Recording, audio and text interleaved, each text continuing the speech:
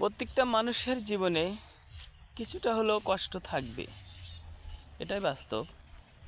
যেমন আমাদের জীবনে কষ্টের ভাগটা একটু বেশি, যার কারণে আমরা বারবার কষ্টের মধ্যে থাকি। আমরা অনেক সময় ধৈর্যহারা হয়ে যাই যে আমাদের জীবনে কি খালি কষ্টই। আসলে তা না, কষ্টের পরেও সুখ আছে।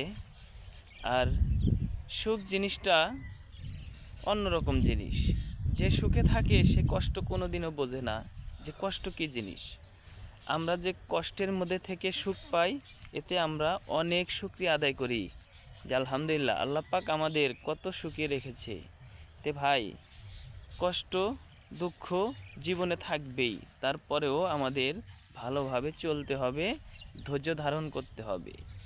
আল্লাহ পাকের হুকুমগুলো আমাদের অবশ্যই মানতে হবে। তো সবাই ভালো থাকবেন, সুস্থ থাকবেন, সবাই নিজের প্রতি অনেক খেয়াল রাখবেন। আল্লাহ হাফেজ।